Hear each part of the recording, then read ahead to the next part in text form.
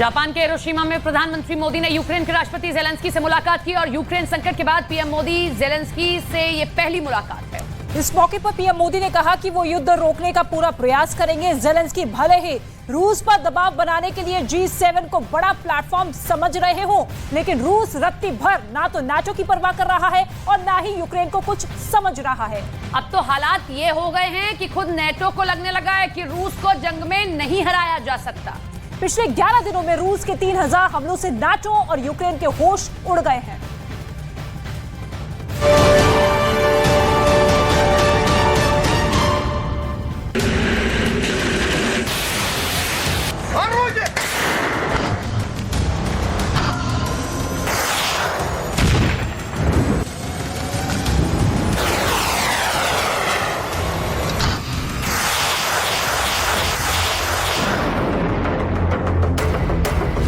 पंद्रह महीने की जंग के बाद आखिरकार नाटो के भी टॉप लीडर्स को मानना पड़ रहा है कि यूक्रेन रूस को जंग में नहीं हरा पाएगा। ऐसे हालात में सवाल उठ रहे हैं तो फिर नाटो लगातार यूक्रेन की सैन्य मदद क्यों कर रहा है?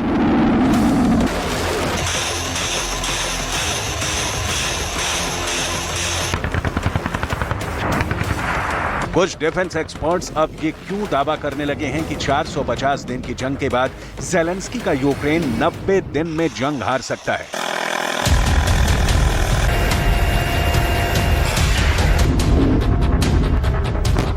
आखिर अब ऐसी क्या वजह है कि अमेरिका यूक्रेन के पायलटों को F-16 लड़ाकू विमानों की ट्रेनिंग देने जा रहा है?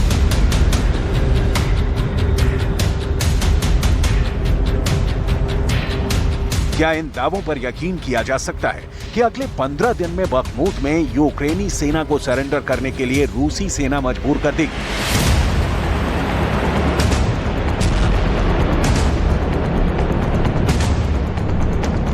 क्या इसीलिए पिछले 3 हफ्तों से रूस पूर्वी यूक्रेन के 10 शहरों पर 3000 से ज्यादा हमले कर चुका है? आखिर नाटो जंग में सीधे क्यों नहीं कूद रहा है?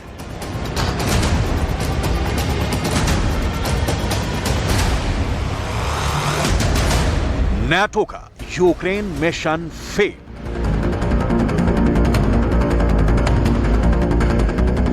सत्तर साल के पुतिन ने अपने तेवरों से न सिर्फ यूक्रेन को दहला रखा है, बल्कि अब तो नाटो भी रूस पर काउंटर अटैक करने से पहले 100 बार सोच रहा है। डिफेंस एक्सपर्ट्स इसके पीछे की कई वजह बता रहे हैं। पहली सबसे बड़ी वजह यह है कि 24 फरवरी 2022 से अब तक रूस यूक्रेन पर 5000 से ज्यादा मिसाइल हमले कर चुका है।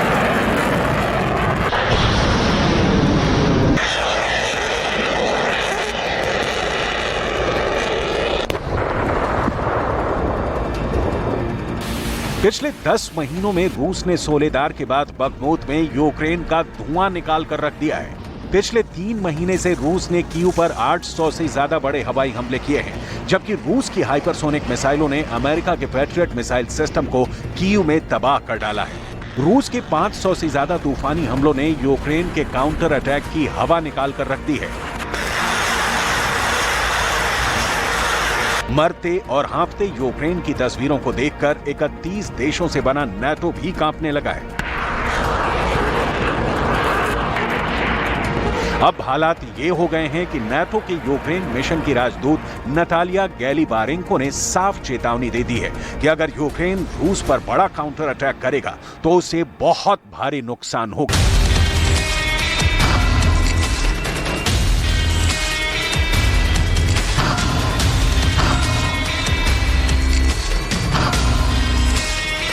नाटो का यूक्रेन मिशन फेल।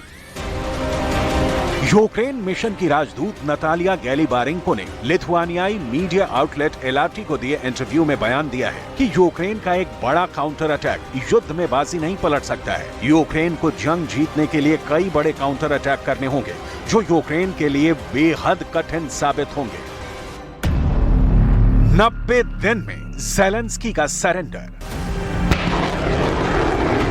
15 महीने की जंग के बाद यूक्रेन के साथ साथ नाटो और पश्चिमी देशों को भी एहसास हो चुका है कि रूस को 1 साल के युद्ध के बाद जितना कमजोर समझा जा रहा था वैसा बिल्कुल नहीं है, बल्कि रूस ने पिछले 11 दिनों से यूक्रेन की राजधानी कीव पर घातक मिसाइल, ड्रोन और रॉकेट से हमले बेहद तेज कर दिए हैं।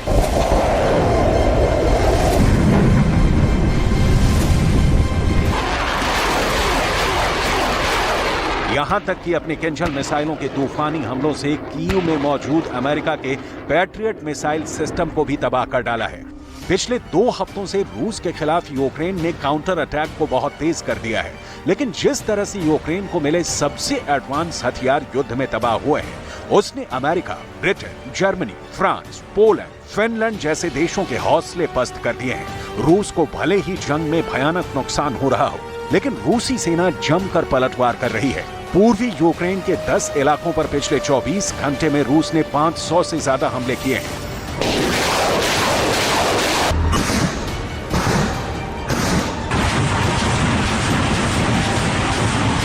अमेरिका के पैट्रियट मिसाइल सिस्टम को तबाह करने के साथ साथ रूसी फौज ने ब्रिटेन की 7 advance storm shadow cruise missile को भी तबाह कर डाला है। डिफेंस एक्सपर्ट फिलिप्स ओ ब्रायन तो साफ कह रहे हैं कि रूस के लिए बखमूत और कीव की जंग अब नाक की लड़ाई बन चुकी है। रूस हर हाल में कब्जा करके रहेगा।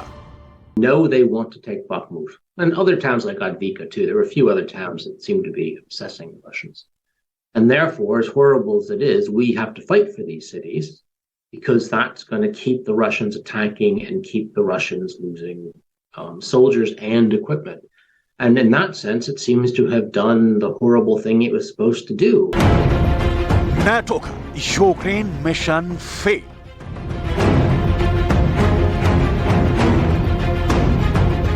तो क्या ये मान लिया जाए कि यूक्रेन में 31 देशों से बने नाटो का मिशन फेल हो चुका है?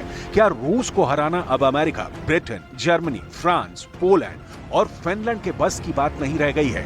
ये कयास इसलिए लग रहे हैं क्योंकि अब जापान के हिरोशिमा में एक बार फिर से रूस के खिलाफ G7 के 7 देशों ने मोर्चा खोल दिया है। रूस पर जबरदस्त प्रतिबंध लगाए जा रहे हैं और दावा किया जा रहा है कि प्रतिबंधों के भीषण असर से रूस साल के अंत तक जंग हार जाएगा।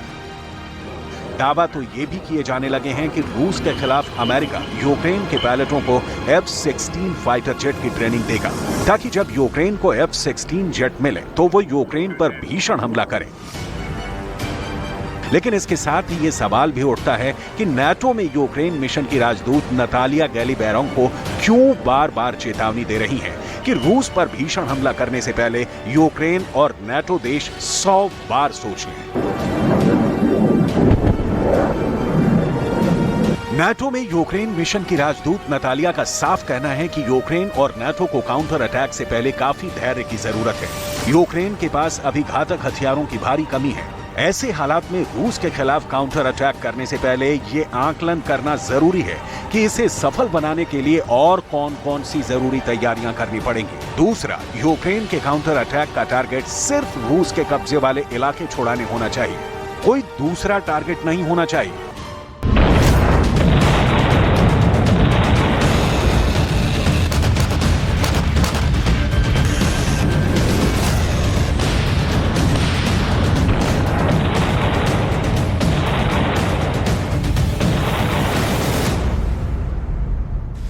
एक तरफ यूक्रेन और नाटो रूस पर काउंटर अटैक करने से घबरा रहे हैं, तो वहीं दूसरी तरफ 15 महीने से रूस यूक्रेन को बुरी तरह से तबाह कर रहा है। पूर्वी यूक्रेन के बखमूत, मरिंका में सबसे ज्यादा भयानक जंग हो रही है। इसके अलावा Lyman, Avdiivka, Chernihiv, Zaporizhzhia, Donetsk, Kherson, Kharkiv, Sumy और डोनबास में 9 मई से अब तक यूक्रेन पर रूस ने 800 से ज्यादा हमले किए हैं। पुतिन ने भी साफ कह दिया है कि वो झुकने वाले नहीं हैं।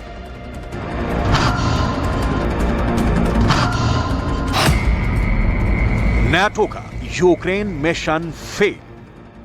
Авторы подобных концепций привыкли руководствоваться западными идеологическими шаблонами. Мы видим, какое агрессивное внешнее давление। इधर यूक्रेन ने भी नाटो से मिले हथियारों के दम पर रूस पर जमकर पलटवार शुरू किए हैं।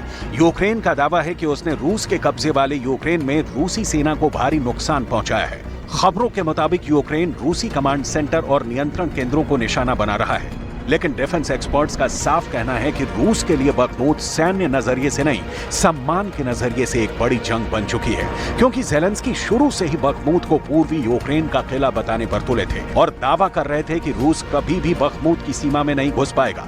लेकिन आज दावों के मुताबिक रूस ने बखमूत के 95% इलाकों पर कब्जा कर लिया है। यानी रूस ने बखमूत पर कब्जा करके यूक्रेन और नाटो के हौसलों को तोड़ डाला है। the whole thing about Bakhmut, which has been very strange from the beginning, is the Russian need to take it, because Bakhmut is of no strategic importance. It doesn't make anything. So there's no war industry there. There's no raw materials there that are desperately needed for the Ukrainian war effort. जरा रूस के रक्षा मंत्री Sergei Shoigu का यह video देखिए, जो Zaporizhzhia में एक बंकर में कमांडरों से युद्ध के हालात पर जानकारी ले रहे हैं। रूस के रक्षा मंत्री खुद युद्ध के मोर्चों पर पहुंच रहे हैं। ज़ैपोरिज़िया के इस वीडियो के बारे में दावा किया जा रहा है कि यूक्रेन के ज़ैपोरिज़िया में 19 मई का यह वीडियो है, जहां जंग के हालात पर रूस के रक्षा मंत्री खुद नजर रख रहे हैं। ऐसे में अंदाजा लगाया जा सकता है कि रूस को यूक्रेन और नाटो को हराने में अभी बहुत मशक्कत करनी पड़ेगी। इधर रूस ने कीव से लेकर बखमूत तक मिसाइलों की बरसात कर दी है।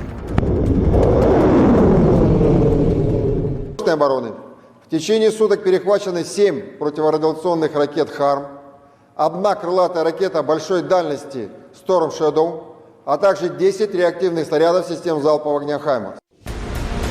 रूस ने साबित कर दिया है कि भले ही यूक्रेन के पास दुनिया के सबसे बेहतरीन 600 तरह के हथियार हों, लेकिन रूस के तूफानी हमलों के सामने ना तो अमेरिका का पैट्रियट मिसाइल सिस्टम टिक पाया है और ना ही ब्रिटेन के स्टॉर्म शैडो क्रूज मिसाइल तबाह होने से बच पाई है। ऐसे में सवाल उठता है कि अब यूक्रेन क्या करेगा, क्योंकि दुनिया के टॉप जनरल और डिफेंस एक्सपर्ट्स का साफ कहना है कि यूक्रेन को घातक मिसाइलें और टैंक देने में अमेरिका, ब्रिटेन समेत नाटो के 31 देशों ने बहुत देर कर दी है। पुतिन का रूस जंग में बहुत आगे निकल चुका है। रूस के ट्रिपल अटैक ने यूक्रेन की कमर तोड़ कर रख दी है और इधर नाटो ने भी मानना शुरू कर दिया है कि रूस को आसानी से नहीं हराया जा सकता है। अब देखना होगा कि पुतिन अगला बड़ा हमला यूक्रेन में कहां करते हैं।